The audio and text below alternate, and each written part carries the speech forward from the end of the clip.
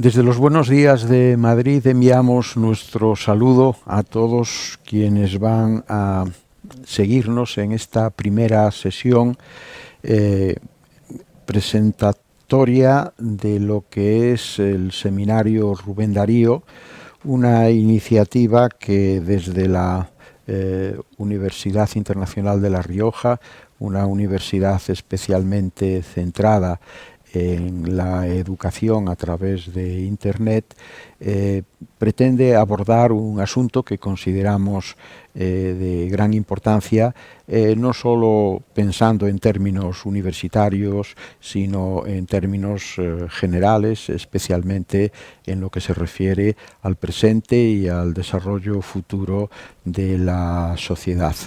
Este seminario, que hoy comienza y que tendrá en principio a lo largo de este año 3 sesiones más, lleva un nombre, Rubén Darío, que hemos escogido de manera absolutamente deliberada, como es lógico, para de este modo, por una parte, rendir homenaje a una de las grandes figuras de nuestra cultura, un hombre de su tiempo y una personalidad no solo creativa y literaria, sino también intelectual y política, que ha dejado su impronta hasta hoy, pero también porque la invocación del nombre de Rubén Darío confirma la vocación hispanoamericana que la Universidad Internacional de La Rioja tiene, y que tiene también el planteamiento y el desarrollo de nuestras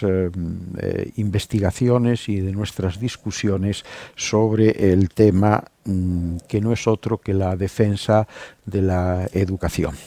La sesión de hoy constará, por lo tanto, de 2 partes. Yo primero, como director y responsable de este seminario, voy a resumir brevemente cuáles son nuestros objetivos, y luego queremos que 2 personalidades destacadas en el mundo de la cultura hispanoamericana nos glosen la figura de Rubén Darío en la línea que antes yo apuntaba. Por una parte, Sergio Ramírez, premio Cervantes, escritor, también persona desde sus orígenes muy vinculada a la educación, a la enseñanza, a la universidad, también a la historia y a la política de su país, pero desde hace ya unos cuantos años centrado en el desarrollo de una carrera literaria brillantísima, uno de cuyos títulos, en fin, huelga hacer ningún comentario sobre su inspiración rubendariana. Margarita, está linda la mar. Y también tenemos con nosotros a Francisca Noguerol. Yo, como universitario, siempre he pensado que la Universidad Española tiene un compromiso y una obligación de prestar un interés y una atención muy intensa a lo que es la creación literaria en la lengua castellana o española procedente de América. Y ella es una de nuestras más destacadas investigadoras y catedrática de literatura hispanoamericana, en este caso en la Universidad de Salamanca. Ha trabajado, por supuesto, con figuras fundacionales de la literatura española escrita en América, como Sor Juana Inés de la Cruz, aunque el tronco central de sus investigaciones se centra en la poesía y en la narrativa del siglo XX y hasta hoy, pero también se ha ocupado, como no, de Rubén Darío. Los desarrollos extraordinarios que la sociedad ha experimentado en los últimos decenios están sin duda condicionados por un factor tecnológico ineludible, que es lo que podríamos llamar, remedando el título del famoso libro de Marshall McLuhan, de la galaxia Gutenberg, la galaxia Internet o la galaxia digital. Esto está cambiando muchos aspectos de las relaciones interpersonales, pero también de la configuración de las sociedades, de la política, de la economía, etcétera. Y lógicamente también tiene una incidencia clarísima sobre los aspectos educativos, que son los que a nosotros nos interesan. Hay que, por supuesto, actuar de manera objetiva y equilibrada al momento de evaluar los pros y los contras de este desarrollo tecnológico y su incidencia social. Por eso, una de las sesiones próximas de este seminario va a aplicar a la situación de la educación lo que en los sistemas de prospección y de organización de las corporaciones, de las sociedades y de las organizaciones se suele llamar un análisis DAFO, un análisis de debilidades, de amenazas, de fortalezas y de oportunidades. Considerando estos 4 factores se puede llegar a un diagnóstico bastante objetivo y equilibrado de lo que puede estar ocurriendo y desde ello hacer una planificación estratégica si es el caso. A nosotros nos preocupa el que en los países más desarrollados la sociedad ha conseguido institucionalizar la educación como un sistema universal, obligatorio hasta una determinada edad y con una aportación de recursos tanto públicos como privados que probablemente nunca antes se pusieron en juego a ese mismo objetivo de la educación de la población. Y sin embargo, lo que nos preocupa es que no da la sensación de que ese esfuerzo de inversión y de programación esté contribuyendo, tal y como cabría esperar, a un desarrollo en positivo de la sociedad y especialmente de la ciudadanía. Hay muchos problemas acuciantes de la sociedad actual que entendemos que se podrían resolver no mediante medidas coercitivas o mediante medidas estrictamente políticas, sino sobre todo tomando el asunto desde la raíz y a través de lo que es la educación integral de la ciudadanía. Sin embargo, pese a todos esos avances a los que antes me refería, e incluso también a las posibilidades extraordinarias que la tecnología ofrece, la verdad es que los diagnósticos sobre nuestra sociedad actual apuntan en líneas especialmente preocupantes, ¿no?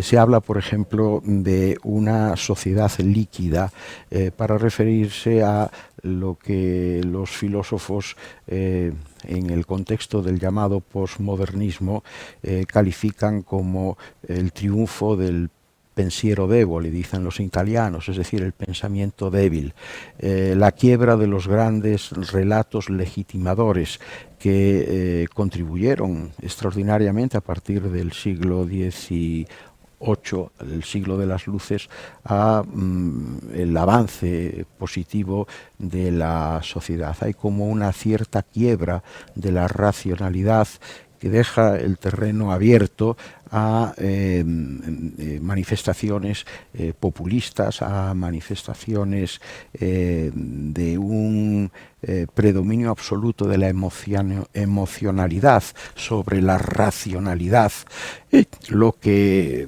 en fin, algunos también han centrado en ese concepto que debe de ser discutido, creo yo, de la llamada inteligencia emocional. Todos sabemos que los seres humanos vivimos llenos de pulsiones emocionales, pero la inteligencia es fundamentalmente razón y racionalidad, y ello debe de estar muy presente, claro está, en los procesos educativos. La suma de todos estos aspectos puede presentar un escenario no excesivamente optimista. Sin embargo, yo puedo asegurar que mi idea como director de este seminario no es contribuir a un catastrofismo, a una visión distópica de nuestra sociedad, y utilizo precisamente esa palabra porque en los años 20, 30 y 40 algunos grandes escritores, igual que hay novelistas que novelizan el pasado a través del género de la novela histórica, otros novelizan el presente. Benito Pérez de Galdós escribió una serie de novelas españolas contemporáneas, es decir, para describir la España de su época.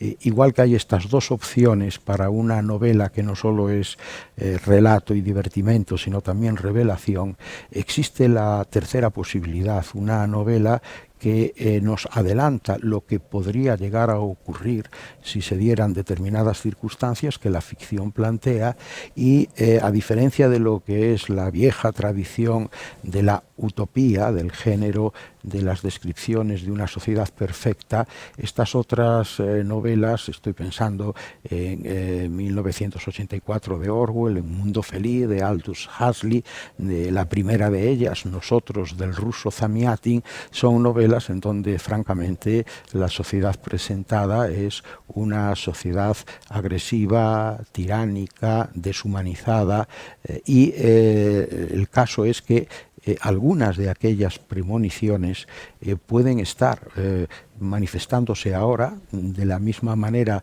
como los novelistas nos las describieron, o mediante otras variantes diferentes. No es esa en modo alguna la perspectiva de la que partimos, sino la perspectiva profundamente universitaria de intentar reflexionar sobre la educación con un propósito, por supuesto, de defenderla como un pilar de la articulación de la sociedad y de la configuración de ciudadanos libres, de ciudadanos dispuestos a aprovechar su vida en el sentido más positivo, tanto a título personal como también a título colectivo y social. Desde el punto de vista de la universidad, por ejemplo, nos preocupa, y eso será objeto de una de las sesiones que programaremos a lo largo del año, la idea de una especialización radical en los títulos y en las enseñanzas que se impartan, porque nos parece esto peligroso desde el punto y hora en que todo parece indicar que en este momento, y tal y como evolucionan las cosas, ninguna universidad, ningún título puede ofrecer una formación que le sirva al estudiante para toda su vida, sino que el concepto de la educación o de la formación continua se impone por la propia evolución de las cosas, en muchos casos reforzada por el desarrollo de la tecnología. Nos parece, por lo tanto, que es hora de reivindicar una universidad que, sin descuidar, por supuesto, la impartición de materias que les sean útiles a los egresados para su ejercicio profesional les proporcione aquella formación básica que en gran medida depende de elementos humanísticos, no solo referidos a la cultura en términos generales, sino también a la relación con la naturaleza, con el medio, con el cuerpo humano, con, por supuesto, ese gran lenguaje que es el lenguaje matemático, imprescindible para todo, que esto deba de primar sobre las formaciones específicas, especializadas, que siempre tendrán que ser reactualizadas en sucesivas, adquisiciones por parte de los ya egresados universitarios de esa formación específica y puntual. De un tiempo a esta parte se habla de las funciones de la universidad y se están centrando en tres. Dos de ellas son obvias y muy antiguas. Por una parte está, por supuesto, la formación de los profesionales, la educación universitaria en sí. Otra sería la investigación, el abrir nuevas fronteras al conocimiento, pero últimamente está imponiéndose una tercera función que es la de la transferencia del conocimiento de los departamentos universitarios a la sociedad para producir en ella riqueza. A mí esto me parece estupendo, sin duda alguna. En mi época de rector de universidad procuré promoverlo, pero lo que me preocupa es que en España, en los años 30, un gran filósofo, José Ortega y Gasset, escribió un libro sobre las funciones de la universidad en donde hablaba también de tres. Las dos primeras coinciden con las que yo acabo de enunciar y que siguen vigentes, pero la tercera, para Ortega, que era para él no menos importante que las otras dos, era la creación y la difusión de la cultura. Si la universidad renuncia a este impulso cultural y lo sustituye exclusivamente por el aspecto de la transferencia de tecnología y de conocimiento, estaremos no contribuyendo al buen desarrollo de la sociedad, sino más bien a todo lo contrario. Con lo que estoy diciendo, pues en fin, ya está, creo, bien diseñada o barruntada la idea general que inspira este seminario Rubén Darío que hoy comienza, cuyo objetivo fundamental es la defensa de la educación. Hay en el horizonte algunos fenómenos que sin duda nos preocupan. Por ejemplo, por referirnos a los Estados Unidos y también en parte al Reino Unido, que en este sentido se manifiesta muy en sintonía con lo que al otro lado del Atlántico ocurre. Hemos visto, por ejemplo, en las universidades la imposición de formas ocultas o palmarias de censura que atentan contra la libertad de cátedra de los profesores en aras de lo que allí se ha dado en llamar desde no hace mucho tiempo los espacios seguros, y esto tiene que ver con ese sentimentalismo tóxico, con esa inteligencia emocional y con esa sociedad líquida a la que hace un momento yo me refería. Se entiende desde esta visión que en la universidad no se puede transmitir a los estudiantes ningún contenido que resulte desequilibrante de sus ideas preconcebidas, de sus creencias, de sus percepciones, cuando efectivamente desde el siglo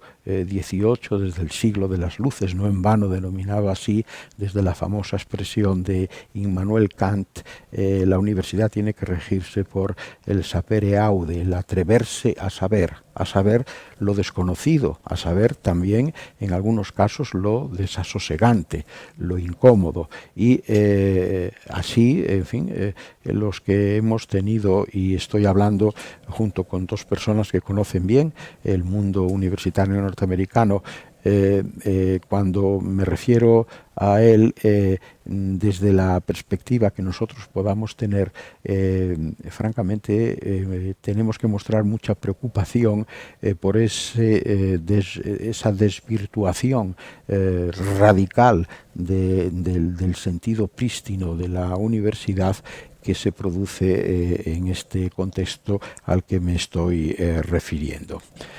El seminario cuenta con el apoyo de UNIR y del grupo Proeduca, que están presentes no solo en España, sino en países hispanoamericanos como México, Colombia, Ecuador, Perú, Bolivia y Argentina. Nosotros, lógicamente, nos sentimos totalmente identificados con la comunidad histórica, sellada definitivamente por la propiedad común de una misma lengua, que es la segunda del mundo por el número de hablantes nativos y mantiene una rara unidad incomparable a la de cualquier otro de los idiomas que pueden ser calificados de globales. Ese es el ámbito de actuación de nuestro seminario Rubén Darío, a través, por supuesto, de la presencia virtual y telemática de todos quienes nos están escuchando y nos van a seguir en sesiones próximas, al menos eso espero. El proyecto en sí considera que el haber elegido el nombre de Rubén Darío como rubro que lo identifique es un elemento de dignificación de nuestra tentativa, de nuestro proyecto, porque Rubén Darío es una figura humana, literaria e intelectual que desde su Nicaragua natal se convirtió en príncipe de las letras y de la cultura hispana y vivió plenamente su tiempo. Y para terminar, no quiero dejar desaprovechar una coincidencia feliz. Este seminario comienza en el año presente, que es el de la conmemoración del 5º centenario luctuoso de Elio Antonio de Nebrija. Nebrija fue el autor de la primera gramática de una lengua vulgar en toda Europa, la gramática sobre la lengua castellana, que se publicó en 1492. Él era un latinista, él era uno de los autores de gramáticas latinas más difundido y más leído y estudiado en toda Europa, y lo que hizo fue dar ese salto del modelo gramatical de un idioma básico y fundamental como es la lengua latina a una lengua vulgar, como entonces se decía, que era el castellano. Traer a colación a Nebrija en esta oportunidad de hoy no solo tiene sentido porque estemos en la conmemoración de su centenario, sino también porque Nebrija vivió dos circunstancias que, salvadas las naturales diferencias, creo que también nos tocan a nosotros en este siglo XXI. Él había nacido en el año 1451 y eso significa que fue rigurosamente coetáneo de una transformación tecnológica fundamental en la historia de la humanidad. Si nosotros estamos inmersos en otra, que es la derivada de la llamada sociedad digital, que tiene sus antecedentes, por supuesto, en el desarrollo de la informática y de la red de las redes, él nació con la imprenta, y la imprenta marcó un antes y un después, provocó una serie de transformaciones extraordinarias desde el punto de vista religioso, la reforma protestante, a, por supuesto, la libertad del pensamiento, la difusión de las ideas y el desarrollo también de la ciencia positiva. Y la otra circunstancia que compartimos, creo, con Nebrija es que él se sintió en su vida profundamente afectado por lo que consideraba una degradación cultural que se estaba extendiendo y que perjudicaba el equilibrio y el buen logro de la convivencia social. En parte esto también puede que esté sucediendo ahora. Tenemos unos déficits de equilibrio entre la cantidad de elementos culturales a nuestra disposición y la implantación efectiva de esos elementos culturales en la formación y en la actuación, en la conducta de las personas, muchas veces todo ello promovido desde instancias generales con intereses realmente mostrencos. Hablando de la vocación hispanoamericana de nuestro seminario, finalmente yo quisiera romper una lanza en contra, a favor, mejor dicho, en contra de un tópico que ha caído como una maldición sobre Nebrija y, sin embargo, romper una lanza a favor de lo que Nebrija realmente significó. Aprovechando que en el prólogo de su gramática dirigido a la reina Isabel la Católica, Nebrija afirma, frase que se ha repetido a la saciedad, que la lengua siempre fue compañera del imperio, se convirtió a Nebrija en una especie del ideólogo del imperialismo español a través del lenguaje. Nebrija era un sabio, pero no era profeta. Él escribe este prólogo en agosto de 1492 y Colón se tropieza con América cuando iba hacia Catay y Pango en el mes de octubre. Por lo tanto, ese imperio del que habla Nebrija en su prólogo es el imperio romano. Y también, por supuesto, la palabra imperio en su escritura tiene el significado de lo que hoy llamaríamos gobernanza. Es decir, que la lengua siempre fue compañera del gobierno. Es lógico, las leyes están escritas y las leyes hay que cumplirlas. En contra de esta presentación, el hecho es que en vez de ideólogo del imperialismo lingüístico del castellano en América, Nebrija fue el patriarca de la recuperación de un gran número de idiomas amerindios que eran ágrafos, que no tenían escritura y que de otro modo se hubiesen perdido. Porque a partir de 1530, poco después de la muerte de Nebrija, muchos misioneros humanistas elaboraron gramáticas o artes, como entonces se decía, de lenguas que podríamos enumerar, por ejemplo, comenzando por Francisco Andrés de Olmos, que hizo en 1547 la primera de la lengua náhuatl, y afirma que no será reprensible si en todo no siguiere el arte de Antonio, el arte de Helio Antonio de Nebrija.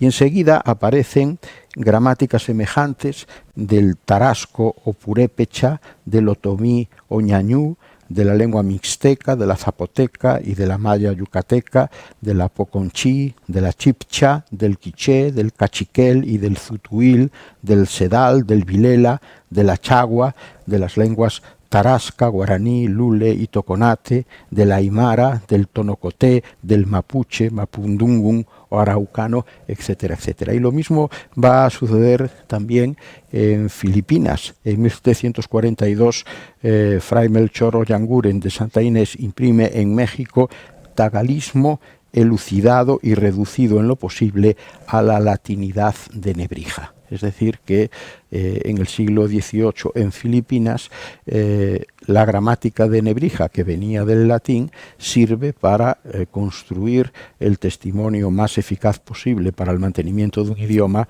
que es la gramática de las lenguas que se hablaban en el archipiélago, fundamentalmente el tagalo y el iloca.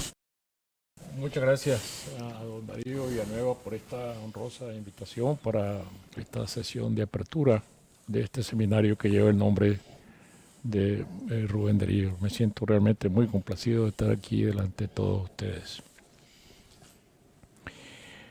Unos días después de que Rubén Darío había nacido en Metapa, en enero de 1867, apareció en la Gaceta, el diario oficial, la noticia de que un águila real había sido hallada en alguna cumbre de las montañas del norte de Nicaragua. Bastantemente fornida, su cabeza pequeña, viva, inteligente, adornada por un círculo de plumas negras en su extremidad, formándole una corona. Hasta hoy no se creía que en Nicaragua hubiese águilas, y mucho menos águilas reales, dice el texto de la Gacetilla. El águila fue presentada como obsequio al general Tomás Martínez, quien terminaba su segundo periodo presidencial electo tras la expulsión de los filibusteros del aventurero sureño William Walker en 1857. Y da la casualidad de que el mismo año del nacimiento de Darío, aquel general presidente mandó levantar un censo, igual que lo hizo el emperador Augusto en Palestina con el nacimiento de Cristo. De este censo resultó que la población total de Nicaragua llegaba apenas a 150,000 habitantes. El presidente, preocupado de que los nicaragüenses fueran tan pocos y quizá avergonzado, ordenó aumentarle al censo 100,000 almas más. Ya antes había mandado cambiar la constitución política para poderse reelegir, viejo vicio nacional. La más grande ciudad de Nicaragua, que era en aquel entonces León, la ciudad de la infancia de Darío, tenía 30,000 habitantes, la mayor parte mulatos, indios y mestizos pobres, habitantes de los barrios marginales, mientras los criollos descendientes de los españoles, dueños de las haciendas, ocupaban las casonas del cuadro central que rodeaba la catedral. La gallera hacía las veces de club social.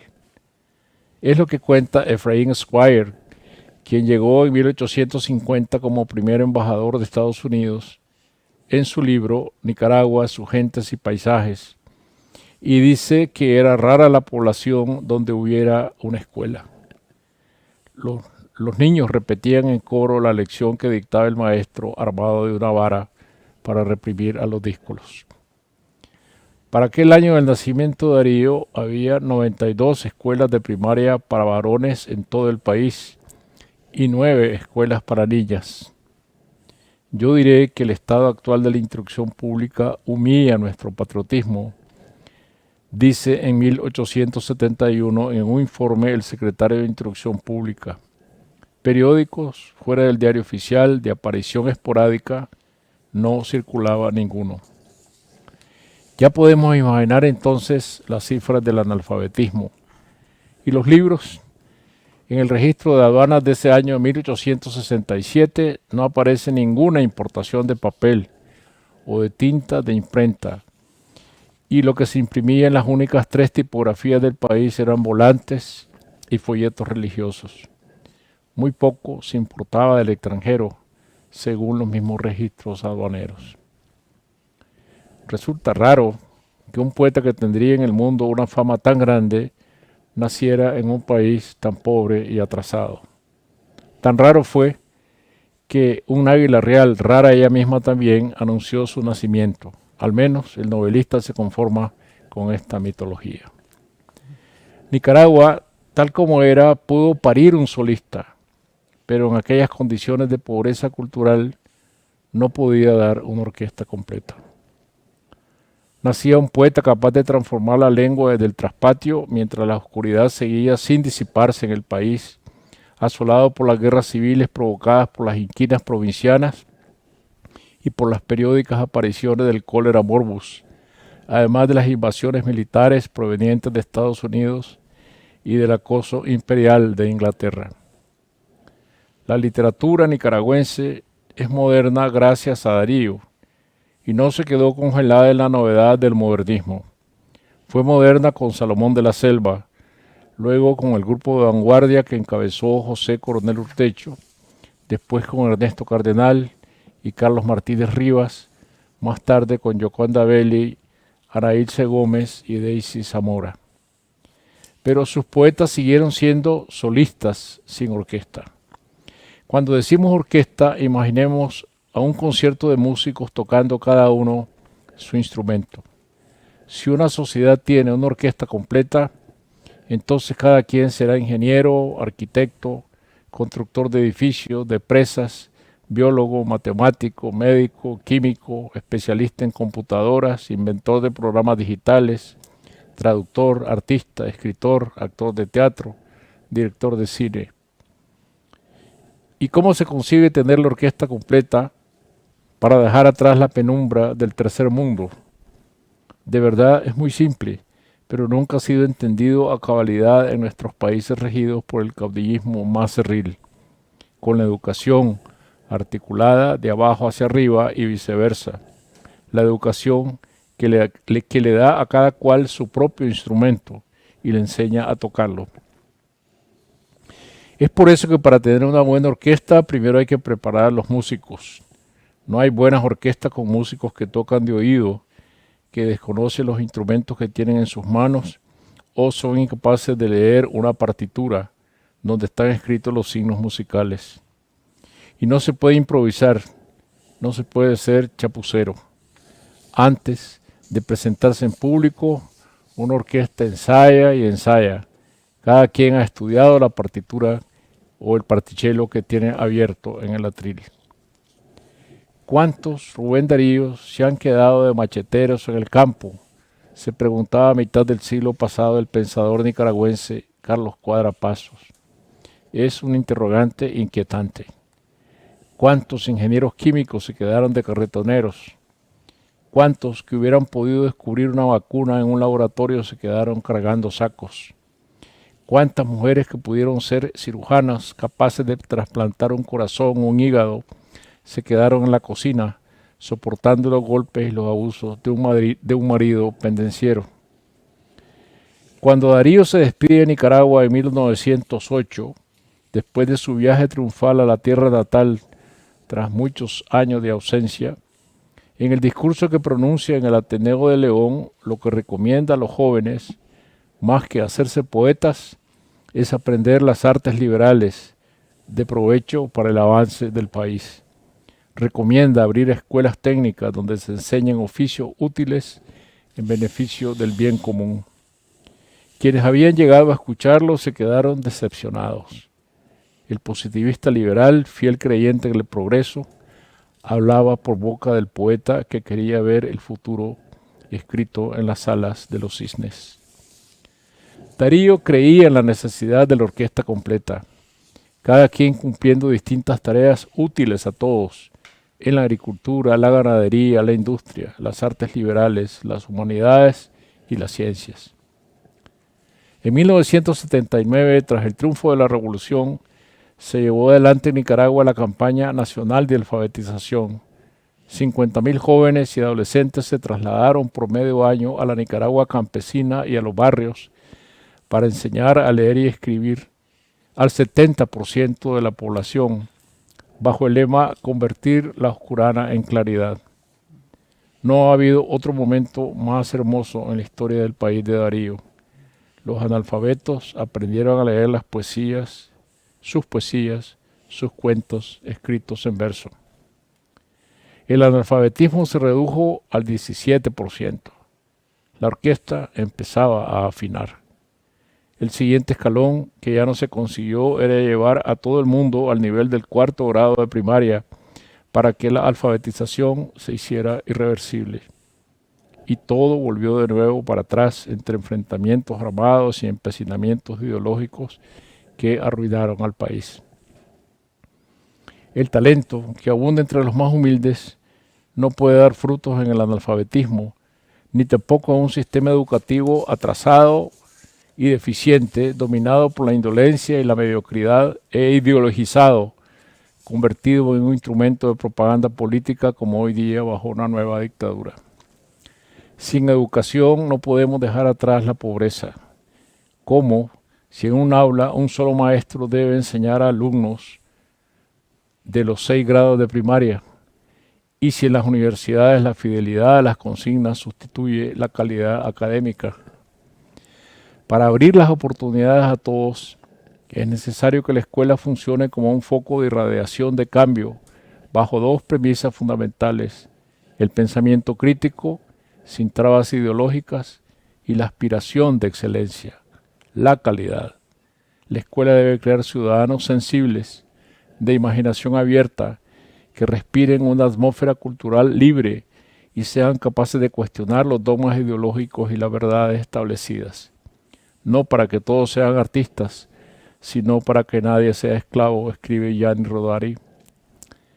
La cultura debe entrar en las aguas de la democracia, porque la cultura y la educación son los grandes generadores de la democracia, que sin esos dos pilares básicos se hunde bajo la ignorancia o el adoctrinamiento, que viene a ser lo mismo. Así lo reclama el poeta Salomón de la Selva. La independencia fue para que hubiese pueblo y no mugrosa plebe, hombres, no borregos de desfile, para que hubiese ciudadanos.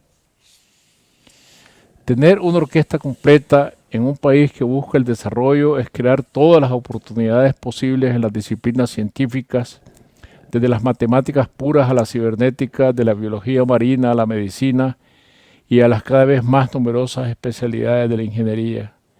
Tener juristas, no leguleyos. Mientras más instrumentos y más músicos que saben tocar, mayor resonancia, mayor armonía. Si no, los instrumentos callan o tocan desafinados. Hoy abundan en Centroamérica las universidades de zaguán, concebidas como negocios.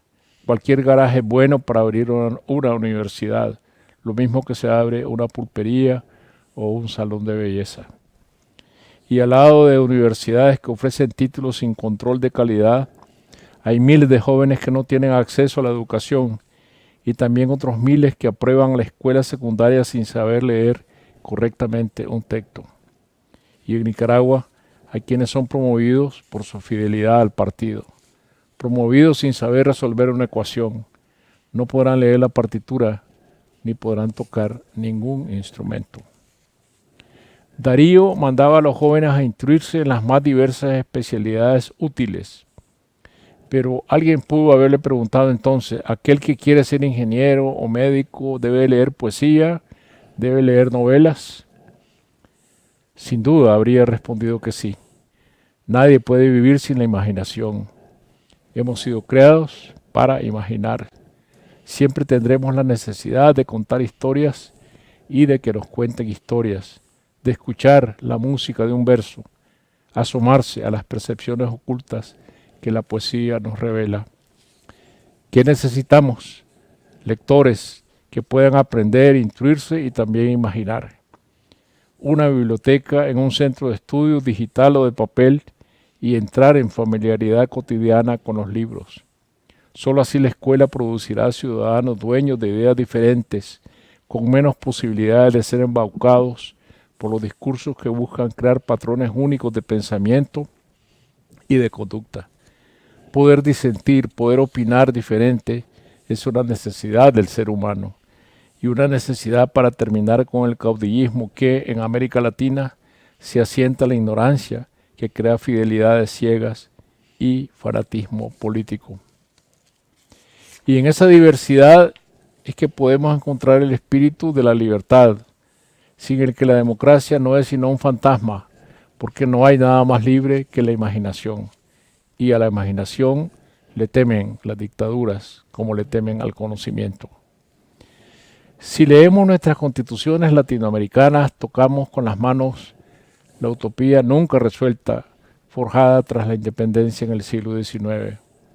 Gobiernos para el bien común, independencia de poderes, respeto a los derechos individuales, libertad de expresión, igualdad de todos ante la justicia. Podemos leer esas constituciones como novelas, fruto de la imaginación. Cuando después de la independencia intentamos la modernidad, no pudimos apropiarnos de los modelos que se nos proponían. Eran ropajes importados que quisimos cortar a nuestra medida, los mismos que virtieron Voltaire, Rousseau, Montesquieu, Jefferson, Paine.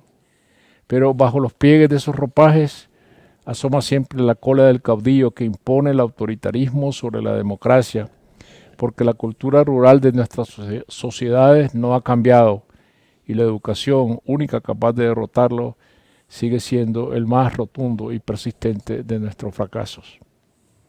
En lugar de resolver nuestro acomodo en el siglo XXI, deberíamos terminar de resolver nuestras cuentas pendientes con el siglo XIX, el siglo en que nació Darío, que fue un siglo pleno de propuestas de modernidad.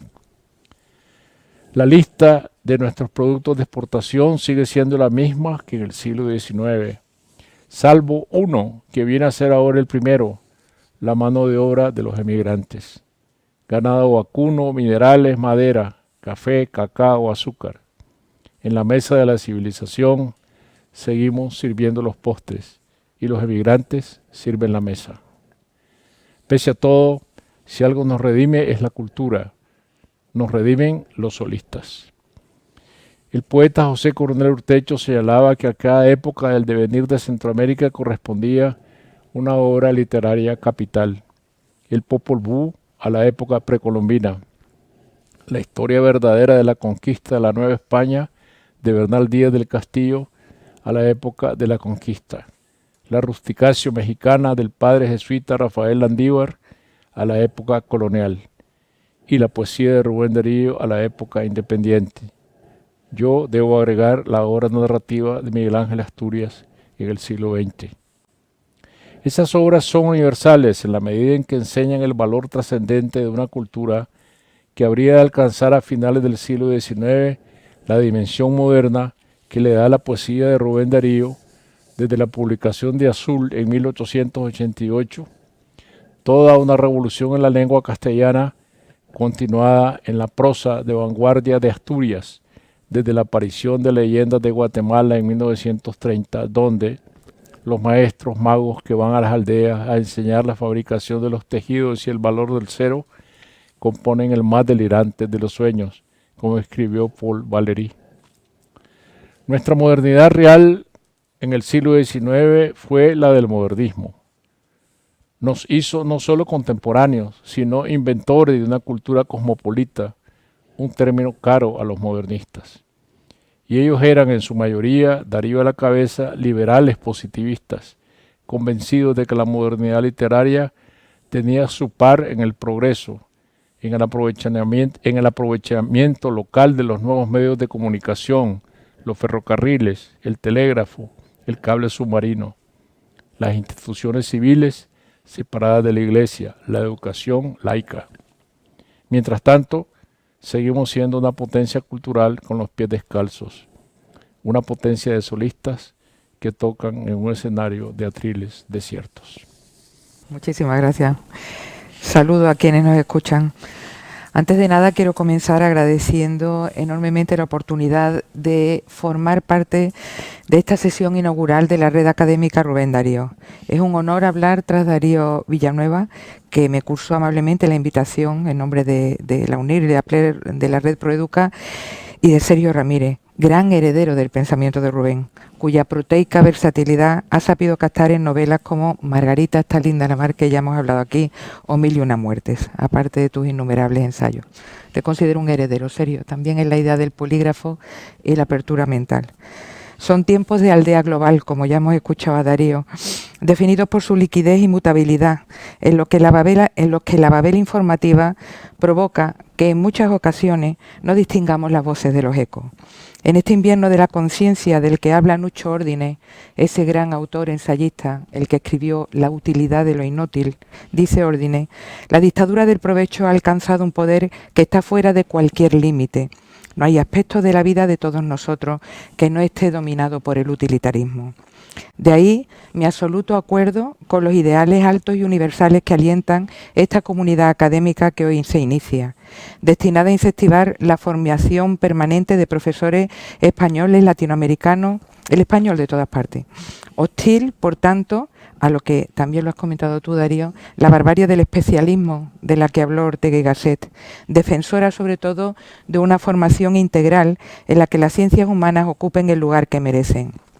Reivindicación sobre todo del placer de pensar. Recuerdo en este sentido las hermosas líneas con las que Daniel Pennac inicia como una novela, cuando dice: el verbo leer no admite el imperativo, aversión que comparte con algunos otros, con el verbo amar, con el verbo soñar.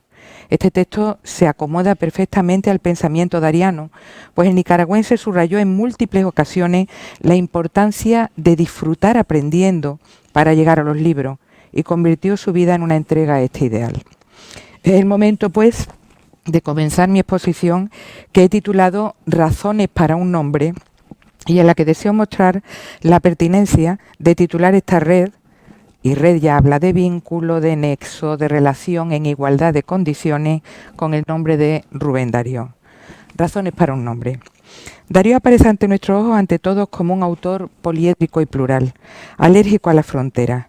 Ya en Historia de mis libros, en 1913, se definía como español de América y americano de España. Son palabras suyas.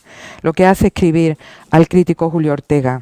Más que afrancesado, Darío fue alguien que reconoció muy temprano la trama de la renaciente identidad literaria de la cultura compartida entre ambas orillas de la lengua. Fue el primer escritor plenamente atlántico. Y lo dice uno de los grandes especialistas en estudios transatlánticos, ¿no? Darío, claro vocero de su tiempo, siempre deseó orientar el gusto colectivo de acuerdo con su extraordinaria sensibilidad, pero también diré, con su generosidad clara a la hora de establecer parámetros sobre qué interesa o qué no interesaba de su mundo. Incapaz de separar razón de imaginación en ese devenir absolutamente claro, pero también nómada, se mostró como un testigo e intérprete lúcido de su tiempo a través de su incesante labor intelectual, plasmada en poemas, en cuentos, novelas, intentos de novela mejor, crítica de arte, ensayos, semblanzas, manifiestos, reseñas, traducciones. Qué importante la palabra traducción. Páginas autobiográficas y sobre todo crónicas. Voy a hablar mucho de ellas porque al fin y al cabo ocupan dos partes de su obra. Fue además el gran catalizador de las ideas, el que estimuló la difusión de lo que se venía, de ese modernismo, una estética con la que se renovó la expresión literaria en español con pareja autenticidad y universalidad. No me duele en prenda. Autenticidad porque fue capaz de convertir lo universal en propio, en esa labor de sincretismo que es tan característica de su poética. Su expresión integradora de la cultura occidental le permitió refundir la tradición grecolatina desde una mirada innovadora. Para lograr sus propósitos de transmisión de conocimiento, fungió como mediador, esta palabra de la que últimamente tantos hablamos, ¿no? Mediador o punto de convergencia entre América y Europa, entre lenguas y cultura. Generó acciones para lograr espacios de diálogo intelectual, de lo que aquí se habla. Con ellos construyó innumerables puentes, logrando la circulación de ideas, libros y autores entre una y otra orilla del Atlántico. Desde luego, lo primero que hay que rechazar es esa visión lamentable con la que tanto quisieron hacerle daño de intelectual torremarfilista o esteta apolítico, porque fue, como bien ha dicho aquí Sergio, un pensador progresista, un hombre acosado además por los problemas del planeta y de su propia existencia. Así que en estos próximos minutos quiero, en unos cuantos puntos, hablar del rasgo de su carácter que explica esa capacidad para pensar en red, por la que su nombre es el mejor para esto que hoy estamos iniciando. Lo primero que quiero hablar es de su curiosidad insaciable, la curiosidad que se ve en sus periplos, periplos por libros nuevos, periplos por espacios insospechados, periplos por pensamientos que siempre le provocan, periplos por obras que hasta en ese momento a lo mejor no se leían. Un ejemplo, cuando él en la vida suya, en su autobiografía, empieza a hablar de cómo leyó la literatura española. Tengo siempre que colocar algún ejemplito para que se vea. A él que se dijo que odió tanto la literatura española, él comenta en el capítulo 10, y leo un poquito. Así pues, habla de sus frecuentaciones a la Biblioteca Nacional. Mis frecuentaciones en la capital de mi patria eran con gente de intelecto, de saber y de experiencia, y por ello conseguí que se me diese un empleo en la Biblioteca Nacional. Allí pasé largos meses leyendo todo lo posible y entre todas las cosas que leí fueron todas las introducciones de la Biblioteca de Autores Españoles de Rivadeneyra y las principales obras de casi todos los clásicos de nuestra lengua. De allí viene, que cosa que sorprendiera mucho de los que conscientemente me han atacado, el que yo sea en verdad un buen conocedor de letras castizas. Contra el adanismo. contra esa visión de que estamos descubriendo todo, contra esas visiones de que no se debe leer lado. Él primero leyó esto y luego, por supuesto, vino Francia y el interés por todo lo francés, ¿no? Luego él dijo, ha sido deliberadamente que después, con el deseo de rejuvenecer, flexibilizar el idioma, he empleado maneras y construcciones de otras lenguas, giros y vocablos exóticos y no puramente españoles. Pero me interesa esta idea, de haber leído todo e interesarse por ello. La segunda cuestión es la apertura de mira. Antes hablaba de curiosidad insaciable, ahora de una actitud tolerante, desprejuiciada, que lo lleva a aceptar escuelas estéticas e ideologías que en principio podían parecer diferentes entre sí. De hecho, siempre estuvo en contra de identitarismos estrechos. Así se ve, por ejemplo, cuando habla de la llegada a Centroamérica de algunos autores que en principio podían quitar, digamos así, el poder a los intelectuales que se encontraban allá. Darío siempre se mostró generoso con ellos y en sus crónicas, en su crítica literaria, va a hablar precisamente de la importancia de estos señores. Por ejemplo, ecuatorianos como Federico Proaño, que trabajó en El Salvador, el español Juan F. Ferraz, que junto con sus hermanos se desempeñó en Costa Rica. Toma en cuenta a escritores españoles que vienen en un momento dado a Centroamérica, o da una calurosa bienvenida al cubano Antonio Zambrada. Solo por poneros un ejemplo de una crónica de 1891, cuando dice, bienvenido sea el maestro, bienvenido sea el que lleva por donde va la armonía de la palabra. Reconoce entonces sus altas dotes intelectuales y le augura algo. Ojalá su influjo pudiese obrar en favor de las inteligencias nacionales, sobre todo en lo relativo al movimiento literario. Es como que contesta lo que tú exactamente estabas comentando aquí, de ese interés, ¿no? por ampliar. Cuando muere Unamuno, que se sentía había sido muy injusto con él, cuando muere Darío, me estoy refiriendo, en 1916, Unamuno decide escribir esto. Tenía una amplia universalidad, una profunda liberalidad de criterio. Era benévolo por grandeza de alma, como lo fue antaño Cervantes. Liberalidad de criterio, universalidad, grandeza de alma, precisamente para hablar de esta capacidad para mirar de otro modo. El tercer rasgo que quiero comentar es su capacidad de convertirse en caja de resonancia con lo que ocurría en el mundo. Él provocó aquello que se llamó durante tanto tiempo, ¿no?, el retorno de los galeones, cuando empezó a fluir tanto en los intelectuales españoles, en los artistas, como luego lo serían también. Esta caja de resonancia, Huidobro, Borges, también acá. Todos conocemos, por ejemplo, cómo acuña el término modernismo, que era peyorativo, los modernistas, como en pintura los impresionistas, cuando asumen de una manera valiente la idea de impresionismo. Los modernistas. Él también, efectivamente, en ese texto que es La literatura centroamericana de 1888, publicado en la Revista de Artes y Letras de Chile, emplea el término ese que era una palabreja todavía para Manuel Machado, ese que se consideraba algo ridículo, un casi sinsentido. O sea, él fue capaz, de nuevo, de hacer en esta maravillosa olla podrida de las personas inteligentes, el popurrí de la que hablamos, el sincretismo, la síntesis de simbolismo, de decadentismo, de parnasianismo, de prerrafaelismo, para llevarlo a otro nivel y asumir ese nombre, modernismo, que es capital porque ya tiene la raíz de la modernidad estética en él. Lo que en otros lugares se dice Jugendstil o secesión, para él fue modernismo. Creo que da idea de su inteligencia. Igualmente, estableció un nuevo canon. ¿Cómo no poner como otro ejemplo de esta capacidad para convertirse en caja de resonancia en lo que significó la publicación de Los Raros en 1896, donde incluyó a esos teóricos desviados, degenerados?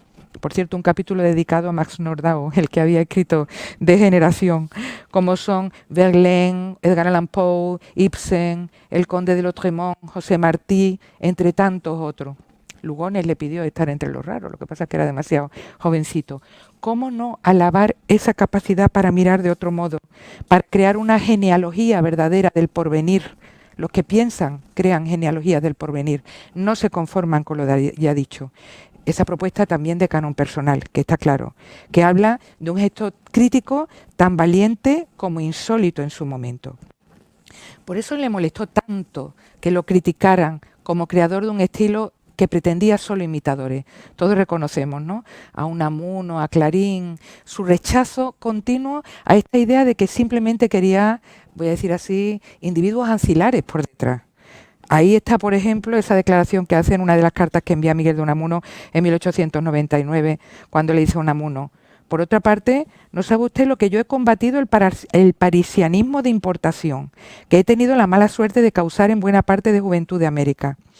Igual que en el prólogo de Prosas profanas, recordemos como dice Búfalo Eunuco, porque de mí salen realmente las musas, con el embarazo de la universalidad y de esa increíble abundancia de pensamiento que lo caracteriza. No puede, por tanto, sino marcarse esta como una de las grandes rasgos que me permiten decir que está perfectamente elegido ese tema. Sigo con su naturaleza combativa. Un intelectual es combativo, que lo llevaba a defender sin miedo sus ideas. Ahí está, por ejemplo, Impresiones y Pensamientos, un firme alegato por la responsabilidad del periodista, el que practicó con tanto gusto, en muchos casos, el periodismo, un texto que cobra esencial pertinencia hoy, en tiempos de fake news y posverdad, bien lo sabemos. Fíjense lo que puede decir ahí. La pluma es arma hermosa. El escritor debe ser el brillante soldado del derecho, el defensor y paladín de la justicia.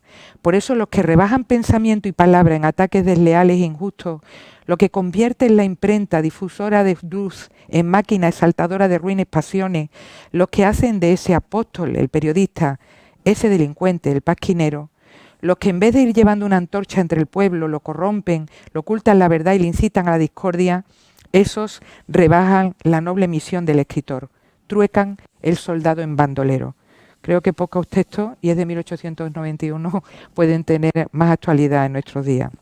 Incluso Amado Nervo, mexicano, ¿no?, su compañero de viaje, le dedicó una epístola con fecha de 1901, inédita hasta hace muy poquito, acaban de sacar la Universidad de Harvard, una epístola que resuena con gracia hoy cuando uno lee cosas como, y cito una parte en verso: la pequeñez política, la pequeñez enfática y la pequeñez crítica y semidiplomática. ¿Qué es eso? ¿Y qué más da? Sigamos, continuemos. Esa valentía, ¿no? Contra esas pequeñeces luchó en su forma de entender la literatura. Y ahí sabemos por ello de la dimensión sociopolítica, como bien has hablado tú, el intelectual, el político, que tuvo una imaginación, hoy se habla de imaginación geopolítica para ello, que le llevó a pensar en nuevas formas de gobernanza, en estructuraciones posibles para la cuestión americana, en aspectos nuevos territoriales. Por ejemplo, a hablar en España contemporánea, ese texto de 1901, y adolecerse del defecto del desastre del 98 en la vida cultural española. A ser uno de los grandes cultores del pensamiento latinoamericanista, el que vemos en Nuestra América de Martí, en el Ariel de Rodó, en los ensayos críticos de Ureña, pero claro, en Cantos de Vida y Esperanza, obra capital para entender este latinoamericanista en el que llega al final a la latinidad. A ser un gran liberal.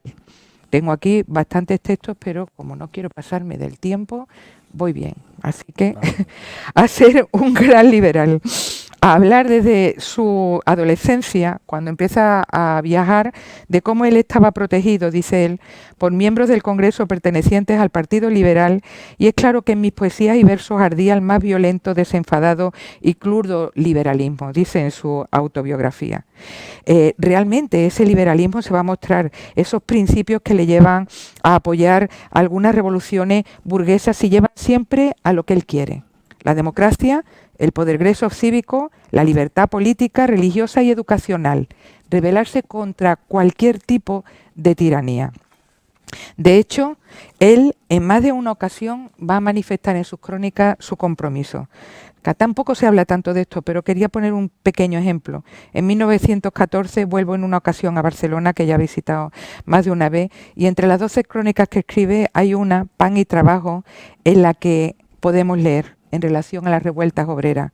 Y uno queda pensando en que no es prudente, sobre todo en una ciudad como Barcelona, que cuando los trabajadores sin ocupación y con hambre piden pan y trabajo, se les echen caballos encima y se saquen los sables a relucir.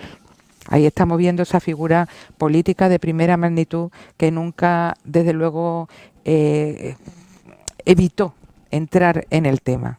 Su pacifismo. Hoy que es tan importante hablar de pacifismo, los temas de contenido cívico-histórico, su último poema importante, Pax, ya lo recordamos, ¿no? Ese primer impresionante verso, en sangre y llanto está la tierra antigua, donde llega un momento que dice, se grita guerra santa, acercando el puñal a la garganta o sacando la espada de la vaina, y en el nombre de Dios, casa de Dios en Reims y en Lovaina, las derrumba el obús 42. Obviamente él está hablando de la Primera Guerra Mundial, pero no puede tener más actualidad. Él que empezó desde chico a decir, maldigo la quijada del asma, el enemigo, odio la flecha, el sable, la onda, la catapulta, en uno de esos textos que marca un antes y un después en su manera de entender la literatura. Y otra cosa importante, el predominio del optimismo.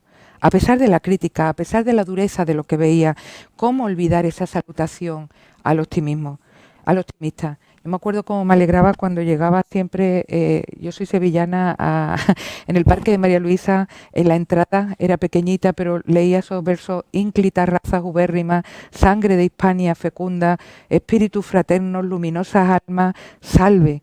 Yo tenía 8 o 9 años, no sabía ni lo que era ínclita ni lo que era ubérrimo, pero a mí me alegraba tanto aquello, con lo bonito además en primavera, que se veía el Parque María Luisa, que ya me entraba gana, con el ritmo de la esdrújula, de entrar, porque sabía que me estaba hablando de camaradería, también de compartir, sangre de Hispania fecunda en igualdad de condiciones siempre, fraternidad. Esa salutación a los optimistas, que estoy comentando aquí con esos dos versos, entonces no sabía de dónde venían, que le hace hablar siempre de fraternidad. Recordemos, ¿no? O pueblos nuestros, juntaos en la esperanza y en el trabajo y la paz. No busquéis las tinieblas, no persigáis el caos y reguéis con sangre nuestra tierra feraz. No persigáis el caos ni la tiniebla. A lo mejor algo de lo que tú estuviste también hablando un poquito antes. Se trata de un pensamiento en definitiva dinámico, capaz de evolucionar. No hay más que verlo, y aquí no voy a incidir en su relación con París.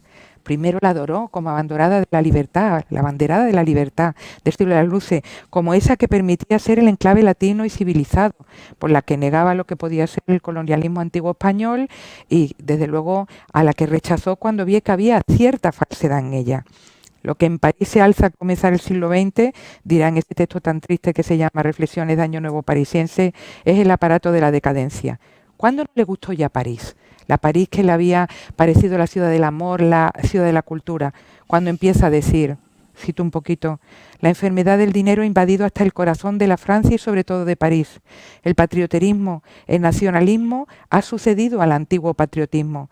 Las ideas de justicia se vieron patentes en la vergonzosa cuestión Dreyfus.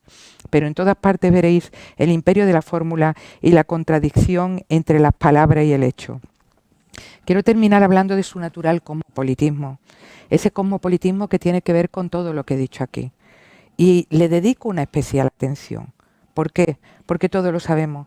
El origen del término cosmopolita se remite a los estoicos, a esa actitud apolítica, en el sentido etimológico, en la medida en que los estoicos rechazaban la visión griega, para ellos provinciana, la visión griega clásica, que centraba el quehacer público humano en las reducidas fronteras de la polis, las ciudades-estado. Los estoicos, sin embargo, preferían sentir al ser humano como miembro de una comunidad universal. Ahora bien, también hay que decirlo, si el cosmopolitismo requiere traspasar fronteras individuales y particulares, también es cierto que se arraiga, y en Rubén se arraiga mucho. Me parece que uno de los libros más pertinentes que han salido en los últimos años es el que publicaron Jeffrey Browitz y Werner Mackenbach, que titularon, me gustó muchísimo, Rubén Darío, cosmopolita arraigado. Significa que para hablar de Nicaragua necesitaba Cosmópolis, pero también para hablar de Cosmópolis necesitaba a Nicaragua. Para hablar de la latinidad hablaba de Grecia y de mucho más. Rubén Darío, cosmopolita arraigado, de eso se trata, de concebir como una crítica contra el mundo social cerrado y circunscrito por las naciones-estado la posibilidad de hacer mundo. Y el que había dicho en Yo soy aquel, y muy siglo XVIII, y muy antiguo, y muy moderno, audaz cosmopolita, se muestra siempre así, con soltura, dominando tradiciones culturales, lenguas, costumbres, códigos, queriendo traducir. Cuando Graciela Montaldo hace un libro sobre él de sus crónicas, lo titula Darío Viajes de un cosmopolita extremo, precisamente por esta idea fundamental. Hablando incluso de algo interesante, él vivió en los lugares donde estuvo. No fue el turista de Baedeker, eso que criticó tanto en sus crónicas, ¿no? El turista de Baedeker que simplemente ve y no se queda. Él vivía Y lo decía así: si Nicaragua fue su patria original y Chile su segunda patria, porque allí empieza a aprender y mucho, Argentina llega a ser su patria intelectual, no lo olvidamos, Cosmópolis, Buenos Aires Cosmópolis, de España hablará en más de una ocasión como patria, que fue primero madrastra y luego madre, y Francia como patria universal durante mucho tiempo. Está claro que por detrás lo que está es la latinidad, ese imaginario que comprende todo lo que procede del mundo grecolatino. Dirá Pedro Salinas, que tanto lo admiró, ¿no?, tanto como Juan Ramón Jiménez, como tantos otros, en un texto bellísimo: no pluripatria, no, magnipatria llamaría yo a la de Rubén, la patria creada conforme a la sede espiritual del hombre. Y esto lo logró gracias a los viajes, que fueron muchos y buenos. Recordemos a Cervantes, ¿no? El que lee mucho y anda mucho, ve mucho y sabe mucho. Pues mejor que Rubén, pocos lo hicieron. Desde 1892, 12 viajes transatlánticos, que es realmente decir en aquella época. Y que podía escribir aquello en 1908 de: por atavismo griego o por fenicia influencia, siempre he sentido en mí ansia de navegar, y Jasón me ha legado su sublime experiencia y el sentir en mi vida los misterios del mar. El viaje, por tanto, en el sentido clásico, el que te cambia, con el que consiguió cambiar a los demás a través de la idea de las crónicas. No olvidemos lo que significaban sus crónicas. Era una manera de hablar de lo que iba viendo, de las costumbres, de los espectáculos, de algo tan extraordinario en su tiempo como la Exposición Universal, que él fue capaz de hablar de ella para sintetizar todo el mundo que se venía, comentando publicaciones, polémicas intelectuales, retratando a los intelectuales más prominentes, las instituciones culturales, en definitiva siempre mostrando esta vitalidad característica de quien es dinámico, de quien nunca se va a parar. En esta línea también se encuentran sus traducciones. Casi no recordamos cómo tradujo los cantos de Maldoror o cómo fueron tan importantes los periódicos que iba fundando, tantos, a veces duraban 3 numeritos, pero eran fundamentales esas traducciones por las que hacía reconocer al italiano D'Annunzio, a franceses, a ingleses. Puente, estamos hablando continuamente de la idea del vínculo. Cómo admiraba a los intelectuales precisamente por ser políglotas, cuando no se hablaba de esto. Cuando habla en un momento dado de Guillermo Valencia, dice: conocedor de lenguas modernas y clásicas, no ignora ninguna literatura. Cuando habla en la necrológica de Martí, dirá de él: fue capaz de colocar en constante comunión lo moderno y su saber universal y polígloto. Su saber universal y polígloto, esta idea, ¿no?, de ir más allá. Realmente sus conocimientos de inglés, de italiano, de latín fueron básicos, pero también su capacidad de difusión cultural. La fundación de editoriales como Mundial Magazine y Elegancia, estos periódicos que digo, El Correo de la Tarde de Guatemala, la Revista de América de Buenos Aires, El Imparcial de Managua, este deseo de enseñar, porque fue el gran profesor. No lo dudo en ningún momento. Y desde La Nación, que en sus mejores momentos emitía sus 35.000 ejemplares diarios, dar una visión del mundo. Ahí se ve, si ya voy terminando, pero creo que esto todavía lo puedo comentar, ahí se ve en Revista de América esa preciosa iniciativa que fundó en Buenos Aires con el boliviano Ricardo James Freire en 1894, cuando en un momento dado dice en Revista de América, en el prólogo: quiero trabajar, estoy citando a Darío, por el brillo de la lengua castellana en América, a la par que por el tesoro de sus riquezas en vocabulario, rítmica, plasticidad y matiz. La lengua. Además, dice, mantener al propio tiempo que el pensamiento de la innovación, el respeto a las tradiciones y la jerarquía de los maestros. Quiero decirlo porque es importante. Casi siempre se lo ve como el gran innovador y no se recuerda que dice al propio tiempo que el pensamiento de la innovación, el respeto a las tradiciones y la jerarquía de los maestros. Empezó diciendo cómo este chavalito con adolescente leía toda la biblioteca de Rivadeneira en sus prólogos. Realmente extraordinario. Por la difusión cultural consiguió ese extraordinario magisterio entre los jóvenes. Y cuando viene a España conoce a Salvador Rueda o a Campoamor o a Menéndez Pelayo, la primera época en que se convirtió, en el que logró que Juan Ramón Jiménez pensara en él como mi Rubén Darío, ¿no?, en el que hizo que Francisco Villaespesa en más de una ocasión escribiera: siga usted pensando, maestro, para que nosotros nos sintamos con usted. Ese magisterio sobre los Machado y sobre tantos otros. Concluyo, por tanto, después de haber hablado de ese maestro que es Rubén Darío. Y querría concluir Pues con una revista que se publicó en España, Cosmópolis, de 1919 al 22, patrocinada y dirigida por Enrique Gómez Carrillo, amigo intelectualmente, también a veces con sus polémicas, como correspondía a estos hombres combativos. En la revista Cosmópolis, en el número 1, Enrique Gómez Carrillo, ha muerto ya Darío hace 3 años, pero la verdad es que escribe algo que a mí me parece absolutamente Darío. Le dediqué un artículo a esta revista y quiero comentarlo. Fíjense lo que dice Enrique Gómez Carrillo, que debe ser realmente la labor de difusión. Yo querría eso. Yo querría que en las 200 páginas mensuales de mi Cosmópolis colaboraran los mejores de España con los mejores de América, para que viéndose juntos se dieran cuenta de que son individuos de la misma raza, hijos de los mismos padres, soñadores de las mismas quimeras.